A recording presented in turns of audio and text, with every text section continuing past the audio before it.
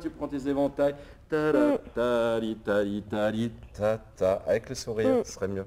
Le metteur en scène Philippe Pasto et la comédienne Olia Lumbeski sont en répétition. Leur nouveau spectacle jeune public s'intitule Lily, la reine des objets. Ne rentrez pas trop tard. Au revoir, bisous bisous.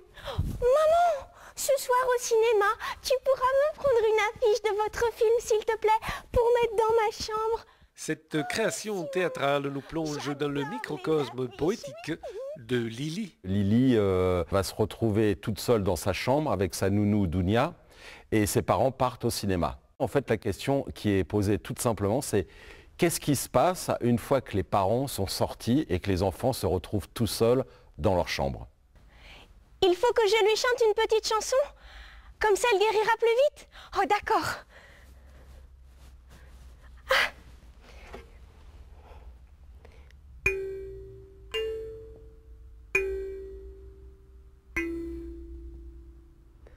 Oh, dors mon petit lapin, n'aie pas peur. Les ours et les éléphants te protègent. Dors, danseuse, chorégraphe, comédienne, Olia Lumbeski fait vivre Lily, un travail de retour à l'enfance.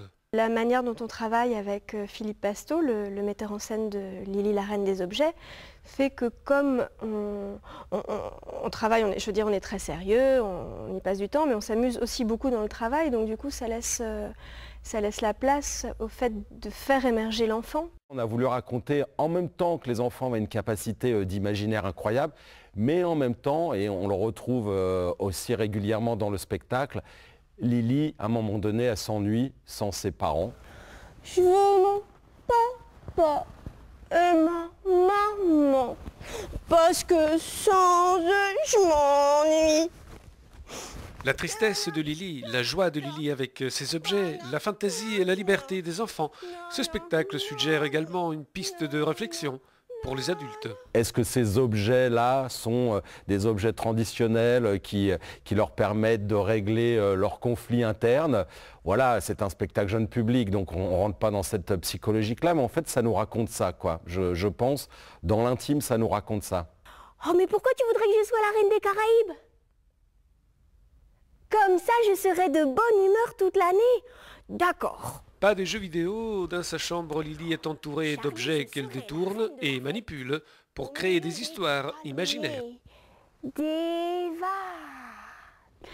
On la voit rentrer dans des délires que Charlie lui suggère, qui sont en fait ses délires à elle, de devenir reine des Caraïbes. Alors elle va devenir reine de tout un tas de choses, pour finalement à la fin devenir reine des objets, donc reine de tous les objets de sa chambre. La fête est chouette, on peut faire des bêtises. À l'origine de ce spectacle, Imagine Action, compagnie du Regard, à Gomez-le-Châtel, une troupe qui favorise un théâtre accessible à tous, un collectif de théâtre populaire. On dit bien ça, compagnie professionnelle de théâtre populaire, et un des objectifs, c'est d'aller à la rencontre des publics dans leurs espaces de vie.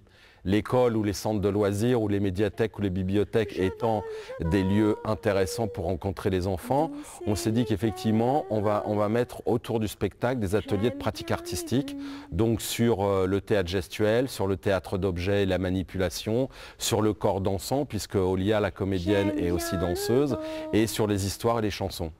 Voilà, donc en fait, on propose aux équipes pédagogiques qui encadrent les enfants de pouvoir venir leur amener une petite tranche de vie sur ce qu'on travaille autour de ce spectacle, sur les techniques qu'on aborde.